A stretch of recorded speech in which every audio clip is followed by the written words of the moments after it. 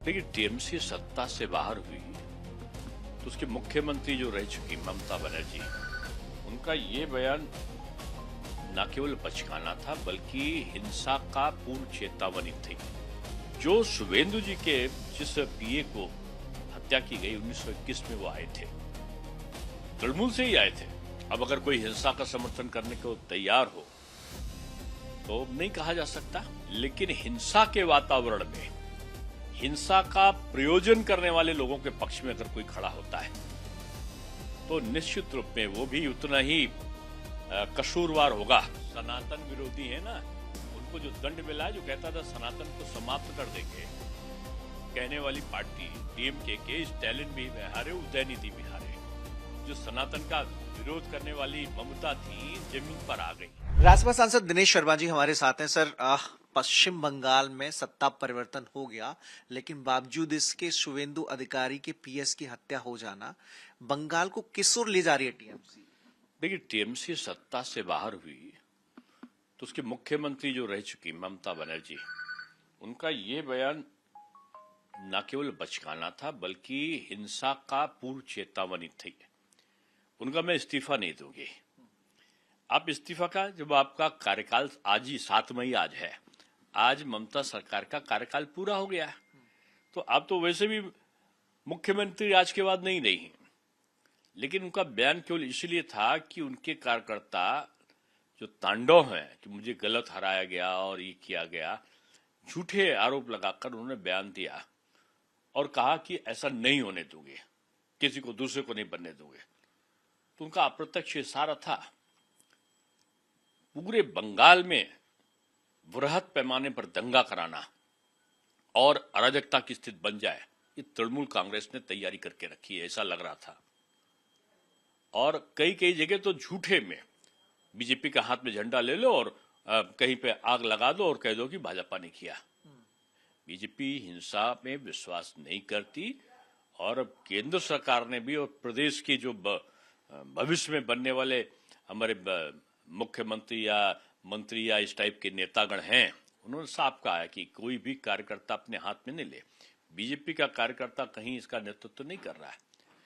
जो शुभेंदु जी के जिस पीए को हत्या की गई 1921 में वो आए थे, तृणमूल से ही आए थे, और वो एक पढ़े लिखे और एक बड़े बौद्धिक, जिसको कहना चाहिए रणनीतिकारों में से थे।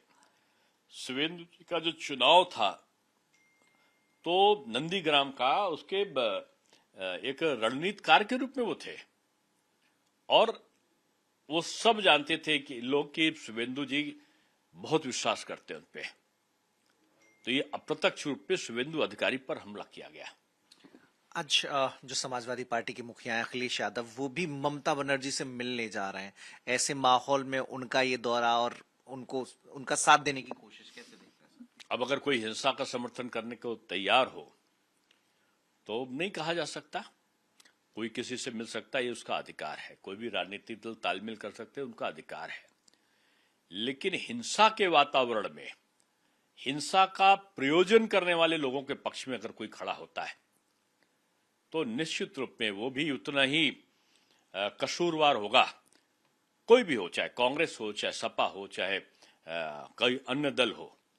अगर हिंसा का तांडव करने वाली तृणमूल के पक्ष में कोई खड़ा होकर बयान दे रहा है तो निश्चित रूप में इस प्रकार की प्रायोजित जो हत्याएं हैं और प्रायोजित जो आगजनी है, जो तृणमूल के कार्यकर्ता या तृणमूल के गुंडे, कार्यकर्ता तो मैं नहीं कहूंगा, गुंडा मवाली जो है, वो अगर इस प्रकार की अराजकता फैला रहे और कोई उनको समर्थन कर रहा है या करने जाएगा, तो मैं समझता हूं इस प्रकार की व्यवस्थाएं लोकतांत्रिक मर्यादाओं और परंपराओं का इससे बड़ा उपहास नहीं हो सकता। अच्छा सर, अभी हम देख रहे हैं कि बंगाल चुनावों का असर यूपी पे देखने को मिला। जो अखिलेश यादव सनातन के विरोध की बात किया करते थे, इटावा जैसा मुद्दा उठा रहे थे जिसमें यादव बनाम ब्राह्मण जैसी लड़ाई बनाने की कोशिश की गई, अब वो कह रहे हैं कि पंडित जी के हिसाब से मैं कदम आगे बढ़ाऊंगा। पंडित जी ने 2012 का चुनाव जितवाया था, और अब जैसा वो बताएंगे कि पहला कदम टेढ़ा कदम रखना है या सीधा कदम रखना है, मैं उनके बताए नक्शे कदम पर चलूंगा। हनुमान जी की पोस्ट करना, तो क्या ये जो है बंगाल चुनाव का इम्पैक्ट है? लग रहा है कि ये जो सनातन विरोधी है ना, उनको जो दंड मिला है, जो कहता था सनातन को समाप्त कर देंगे, कहने वाली पार्टी डीएमके के स्टैलिन भी हारे, उदयनिधि भी हारे। जो सनातन का विरोध करने वाली ममता थी जमीन पर आ गई। जो आसाम में ये गोगई, जो आसाम के लोग ये सनातन का उपहास उड़ाते थे, धर्मांतरण कराने के लिए आगे आते थे, वहां उनका सफाया हो गया। अब सब जानते हैं कि अब परिंदा पर नहीं मारेगा कह के गोली चलवाने वाले लोग, पार्टी अगर छदम वेश धारण करके कहते हैं, अरे अभी आप तो देखना भी राम मंदिर के दर्शन करने की लाइन लगेगी। ये विपक्ष के लोग अपना प्राची, मैं तो खुद ही कह रहा हूं उनका आह्वान, जितने विपक्ष के ये हैं, द्रमुक है या ये डीएमके और ये तृणमूल, ये कांग्रेस, ये आप, ये सपा, समाजवादी, जाओ भैया पैर छुओ, भगवान राम लला के पैर पकड़ो और माफी मांगो कान पकड़ पकड़ के कि राम लला आपका बहुत अपमान हुआ है, आपके मंदिर निर्माण में बहुत बाधाएं डाली हैं सबने, अब उस बाधा से हम मुक्त करो हमको। ये करेंगे, ये उसी रास्ते पे आ रहे हैं लग रहा है। ये वोट के लिए करेंगे, उससे भी ज्यादा करेंगे। आपने देखा नहीं था, कोर्ट पे जनेऊ पहनने लगे थे एक नेता, तो अपना गोत्र बताने लगे, तो कौन, दत्तात्रेय गोत्र। तो ऐसे गोत्रधारी, जनेऊधारी, चटैयाधारी, तिलकधारी, अब कोई नहीं पूछेगा हे मिश्रा जी कौन हो, अच्छा चलो चलो भागो, अब नहीं कहेंगे, अब कहेंगे मिश्रा जी दंडवत है, प्रणाम है। ये बदले हुए स्वरूप के लोग विचारधारा नहीं बदल सकते अपनी। ये बांटो डांटो छांटो अंग्रेजों की जो नीति है, उस नीति को इन लोगों ने भाजपा के खिलाफ इस्तेमाल किया था, राष्ट्रवाद के खिलाफ किया था। अब वो चलने वाला नहीं, लोग जाग गए हैं।